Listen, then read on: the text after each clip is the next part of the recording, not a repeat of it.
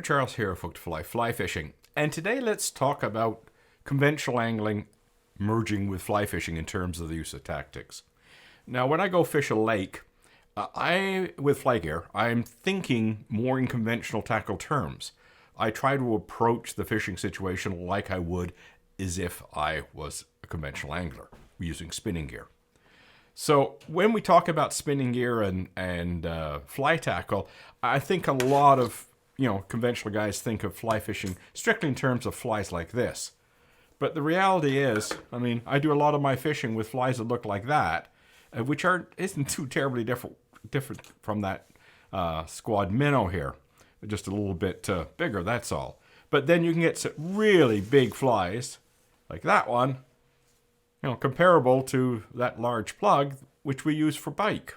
So bottom line is that you can fish a lot like a conventional angler in a lake and use some really big flies. Musky flies can be about that long, all right? So, we can throw some really, really big flies.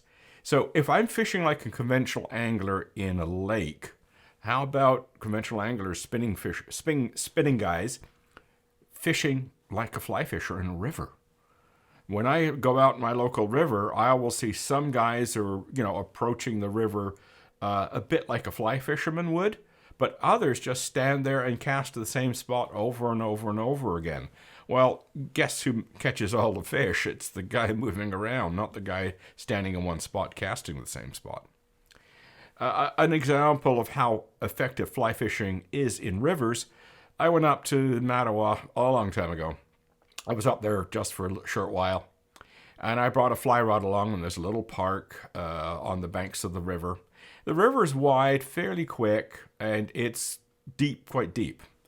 Not normally the type of water you'd expect to use a fly rod in, but by the shore, it was very, very compatible with fly fishing.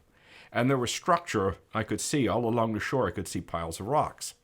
Well, these guys going up and down the river in tin boats, dragging lures behind them, they weren't getting anything. And I walked around with my fly rod working those piles of rocks, and I got smallmouth after smallmouth after smallmouth.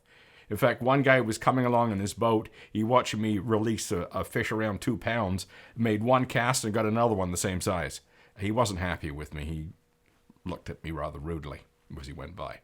So, bottom line is, fly fishing in rivers is very effective for bass and pike and walleye. So you can do quite a few different methods of fly fishing, not just these little guys, and catch all sorts of different species of fish in rivers. In fact, I catch carp on a fly.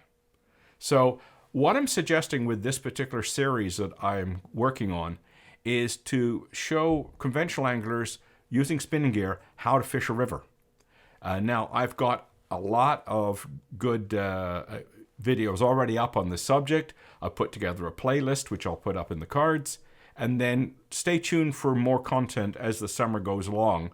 And I start fishing for bass when bass season opens the last Saturday in June.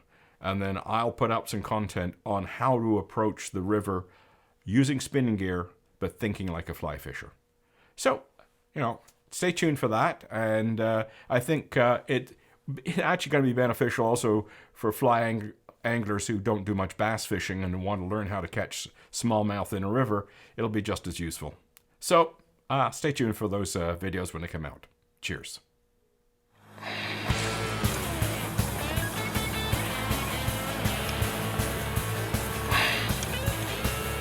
There we go.